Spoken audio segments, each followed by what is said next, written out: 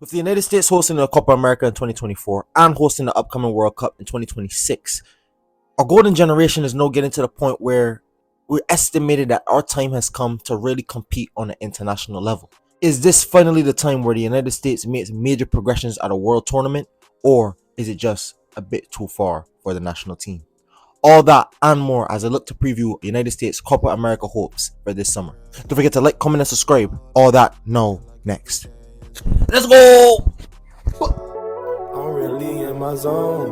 All my niggas getting cheese like it's provolone. They ain't with us at the bottom, so they'll never know. Even through trial and error, gotta keep yourself composed. Feel like me, little bitch, I'm chasing all my dreams. Like I said, don't forget to like, comment, and subscribe. Yes, I know this is a bit of a new video to the channel. United States men's national team content is something that I haven't really done on this channel.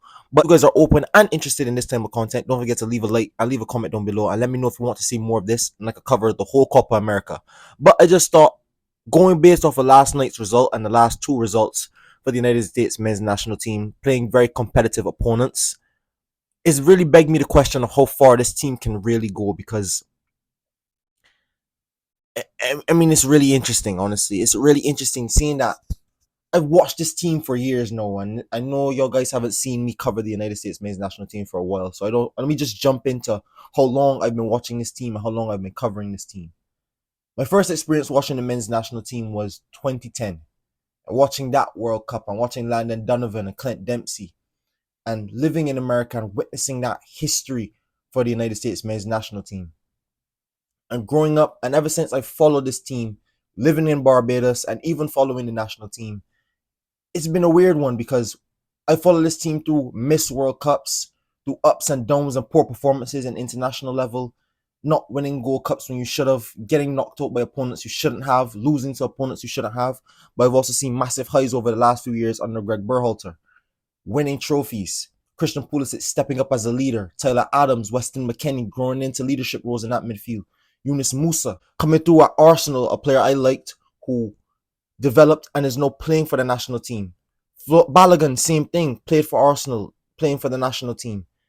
Seeing certain talents, Robinson, Ream, seeing all of these guys develop and push and take us to the next level is something I've really wanted to see, especially since the redemption arc and missing out on that 2018 World Cup, and coming back even stronger and even better for the 2022 World Cup, where we made the round of 16, unfortunately going out to a good Netherlands team.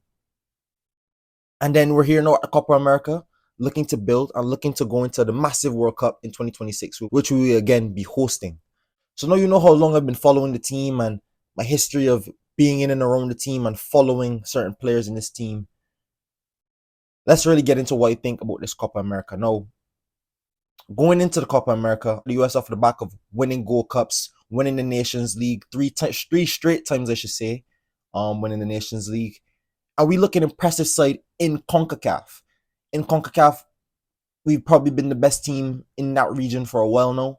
We've proven it on many different occasions. Jamaica has grown as a powerhouse in the CONCACAF region. We've beaten Jamaica in semifinals, in finals. Canada has emerged as well. We've beaten Canada over the last couple of occasions. And we've showed our dominance even over Mexico. And that rivalry we've been having out over the decades. So now the United States has emerged as the top and the head of CONCACAF. I think a lot of the fans and a lot of the fan base is not settled on just being the best in our region. We're trying to compete on a different level. And I remember when the United States was ranked 10th in the world. Literally, I remember it was a time we were ranked 10th in the world, or 12th or something like that. Definitely inside the top 15. But I didn't feel like we were top 15 ready, even though we were pushing and pushing and pushing. I didn't feel like we were top 15 ready. I mean, we have the squad, we have good players. We have players like Gio Reyna coming through. Like I said, Pulisic, McKennie, Tyler Adams, Musa, Balogun, Weah. We have a lot of talents in the team. But I don't know if we're ready yet. But the Copa America does look favorable. The group does look favorable, I must admit. Who's in that group? Now you have Bolivia, a team that is very tricky, honestly. You don't know what to expect from that team. What I do expect from South American teams every time I watch the US play against them is going to be a very physical game. It's going to be a very high intensity game. They're going to look to play a lot of pressure, and they're going to look to be very confident and show their ability on the ball. similar to the way Brazil likes to play, similar to the way Argentina likes to play, but more in a physical type of way. CONMEBOL is a very difficult place to qualify out of. Very difficult opponents in there, and the style of football they do like to play down south, it's very, very, very physical. So the United States have to go into that first match of Copa America against Bolivia ready for a fight. And I think this warm-up match against Brazil, where we drew 1-1 yesterday, I think set us in good steadfast, because yes, losing to Colombia was a poor performance, absolutely shambolic performance. But to show that fight and character last night, to bounce back in such emphatic fashion, and especially in that first half, I thought we were a better team against Brazil. We created the better chances. We got our goal. And I feel like other than that moment of sloppy passing out of the back, I think we're fully deserved for at least a draw in that game. Matt Turner made good saves. Alisson made good saves. We fully deserved it. So going up against Bolivia is going to be the same intensity needed, the same quality needed, and I think we'll get the 3 points against Bolivia. No, Panama's the next team up against that. No, we have a good history against Panama. In the 24 games we played against Panama historically, 16 wins, 6 draws, and 2 losses. Now that bodes well for the United States, especially seeing that we've played them in CONCACAF and we have history playing them consistently. So we know what it takes to beat a team like Panama. Do we beat Panama? I think so. I do think, yes, we have the quality, we have the ability to get past them. And then we have the toughest match of the group for me, and that's against Uruguay, who is a very good team. And they have a very good manager in Marcelo Bielsa, who's played at the top level, who's coached at the top level, I should say. And they have good players in Suarez, Nunez, Valverde. You have Palestri. So the same way I'm rattling off names about the United States, you can rattle off names about Uruguay. So it's going to be a very tough match. And like I said, against South American opponents, they tend to play very physical, very aggressive. And the United States need to be ready, because I think a lot of the teams they're going to play against are going to be very physical with them, going to be very intense. There's going to be hot conditions, especially in the United States around this sort of time. We've seen the hydration rates. We've seen how humid it can get, even at night. So it's going to be a very, very difficult contest. But I think we should make it out of this group. We should make it out of this group with the players we have. And yes, I know a lot of people aren't too keen on Greg Berhalter as the coach. Me, myself, I'm not that keen either, even though he's won us stuff and he's progressed this squad. I think going into this tournament, it is a massive tournament for him, because if we flop out of this tournament and we don't make it out the group, like I think is the bare minimum, seeing the stuff I said about the group, I think then we look to change manager. But Greg Berhalter has brought us back to a World Cup, got us to a knockout stage of the World Cup. And I think if he gets us to the knockout stage of the Copa America, and if we get past the quarterfinal stage, depending on the draw, into semis and probably a third place or probably even a final, which would be a big ass scene. You have powerhouses in this tournament like Brazil, like the reigning champions and world champions Argentina, like Uruguay. All of these top nations is going to be a very, very difficult ask, but not too far of an ask when you have the quality of players. You have players that play for Juventus, AC Milan, Premier League quality players. We have Pulisic, who's won a Champions League. So we have players that have played at the highest level. So I don't think it's too much to ask of a good performance and the bare minimum getting out of the group. That's just for me. I don't think it's too much to ask, but you guys let me know. If you follow the men's national team, let me know what you think down below. Let me know what you think of Greg Berhalter. And yeah, also what I want to touch on too, what players to be keen on and what players to watch out for in this United States men's national team. Now, obviously, you have Christian Pulisic, Captain America, player that has been pushed and pushed and pushed by United States men's national team fans and the media over the years, who's done well for himself even this season. 25 goal contributions for AC Milan this year. Had a good season in the minutes he's played. So no doubt about it, watch out for Christian Pulisic. He does look to be in good form, does look to be back from injury, and does look to be in a good mental state. So Christian Pulisic should have a big tournament for me. I'm looking to see him. Another player, Tim Weah.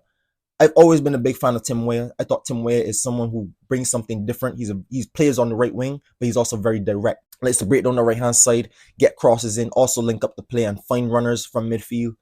Tim Weah is a very good player. He scored in the game against Colombia, even though we got battered. He always seems to find a way to score goals and seems to find a way to get himself involved in the play. I think even in the game against, I can't remember who it was against in the World Cup. Probably think Iran scored the goal. I can't remember, one of the two. So Tim Weah, another player to watch for, another good quality player. And Finally, the third player I do look out for is Gio Reyna. Now, I know people are going to talk about Balogun and Pepe and Weston McKennie and all of these players, but Gio Reyna played for Dortmund, has shown quality. Yes, I know there was a bit of a spat with between him and Berhalter after the World Cup, going and dealing with that situation and how sticky that situation got, how messy that situation got for the US. But I think when you have a player like Gio Reyna on the ball, who's able to dribble, so elegant to be honest at times, win back the ball and fight so hard in the midfield, I think that's another key factor that's going to unlock us against these South American teams that are going to be very physical, that are going to be very aggressive against us, and that are going to probably at times want to sit back. I mean, even the teams like Panama. Can the US break down these low block teams, and can the US hold possession against these teams for extended periods of time and put pressure on them?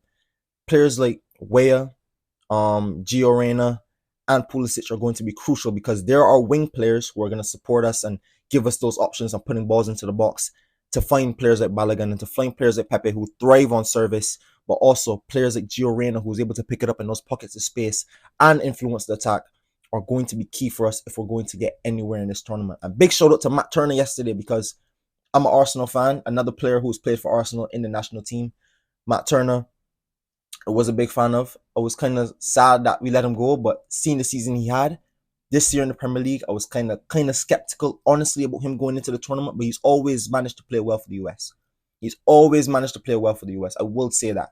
So fans going into this tournament doubting the capabilities of a Matt Turner, you will be surprised, because he is a good goalkeeper for the United States men's national team. Might not be the best playing out of the back with his feet, but I don't think this national team will ask that much of him playing out of the back with his feet, even though it would be nice to see that and see him playing that style of way if he's going to play at the highest level of club football.